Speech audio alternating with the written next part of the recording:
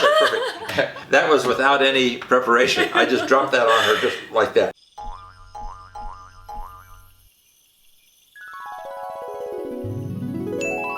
Good day, everyone. This is Mark Peterson with the Frog Outside the Well Research Center, and today my guest is, she says Lucia, but my Italian wants me to say Lucia, Santa Lucia. But anyway, Lucia is our guest today, and she was one of my best students in my pre-modern Korean lit class several years ago, and that's going to be come in handy today, because today and for the next several weeks we're going to be talking about Sijo, Korean Sijo.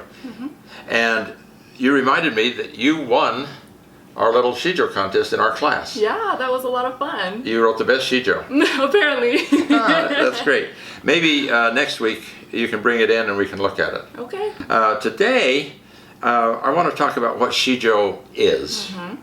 And I want to do it in two contexts. One is historically, how did Sijo develop in Korea? And then the second is, how does Sijo compare with other writings, specifically the haiku, the Japanese haiku, that's so well known in America. Yeah.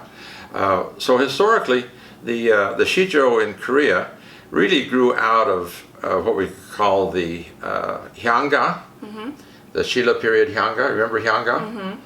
You remember my favorite hyanga was about "O moon, as you go to the west this night." That's right. We had to translate it. Yeah. And it's really an interesting hyanga because it personifies the moon. You know, hey moon, go talk to Buddha for me. That's a very interesting, sophisticated idea of personification. And the length is about like an English sonnet. And then in Korean literature, you've got the 4-line Chinese poem. And remember the one we talked about by E. about getting lost in the woods? Yes. Remember that one? That's my favorite Chinese poem. So with that as a tradition, then Korea developed the Sijo. And the Sijo is a 3-line poem, right? With 4 segments in each line, with 3 or 4 beats in each one, until the 3rd line, which has 3 beats, and then 5 to 8 beats, and then 3 and 4 to end the story. And my favorite Sijo of all is, you know which one it is. Which one is it? 단심가. Yeah, 단심가, the one by Jung Mongju, Yes.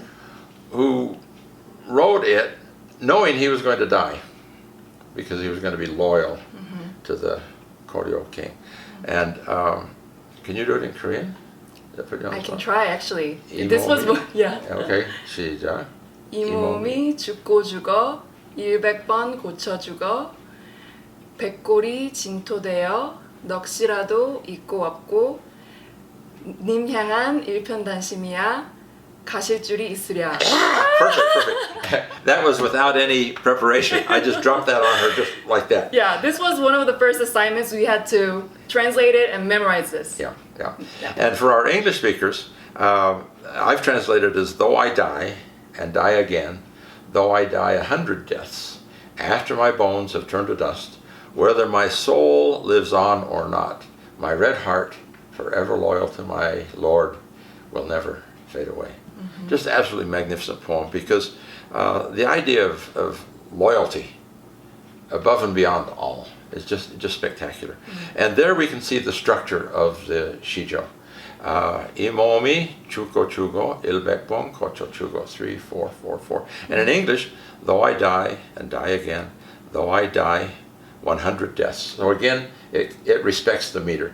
And so I think it's really important. I see a lot of translations on the internet and other places of the classic Sijo, and they don't respect the meter, they don't respect the line count. It's not a Sijo, so it's not a good translation. But I really believe the translation should respect that original structure.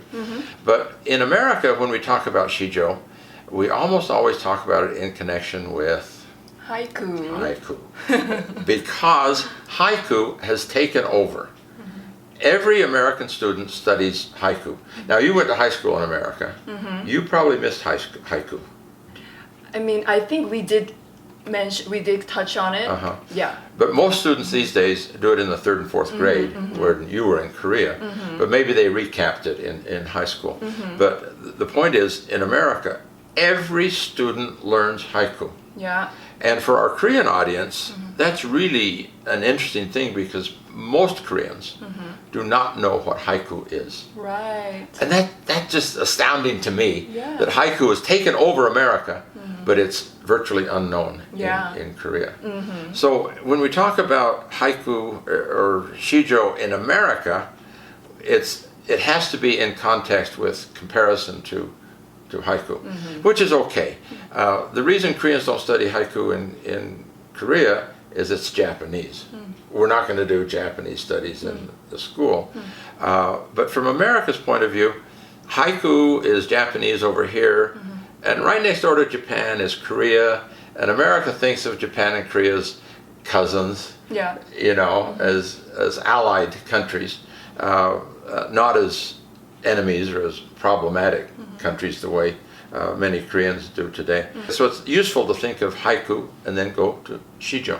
So that's what we want to do in America. And when we think of haiku, it's a kind of a connection leading us to shijo as far as America is concerned. They're familiar with it already. So. They know it already, yeah exactly.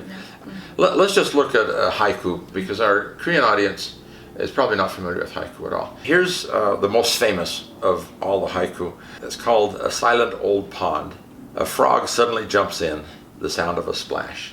Very simple, but the meter is very important. It's 5 beats, 7 beats, 5 beats. And so children in America learn to make poems like that. Well, here's an interesting haiku written in English that totally reflects American culture and shows how haiku has been totally absorbed into America. It's a haiku called Christmas by a fellow named Ron Leffler, and it says, "Glass balls and glowing lights, dead tree in a living room, killed to honor birth." Now, isn't that clever? Yeah. You know, because glass balls and glowing lights, that's Christmas. Dead tree in a living room. Now that paints a picture of something strange going on. You know, where dead tree in the living room, you know, what's going on? And then the dead tree was killed to honor the birth of Jesus. So it puts these contradictory images all together. So I think that's really a clever haiku. And my hope is that shijo will attain that level of popularity and usage in America as well. Yeah. That's our introduction on what shijo is, and we'll get together again in another week or so and have a couple more sessions about shijo. And thanks to Lucia for coming in. Appreciate it. Thank you. Thank you. Bye.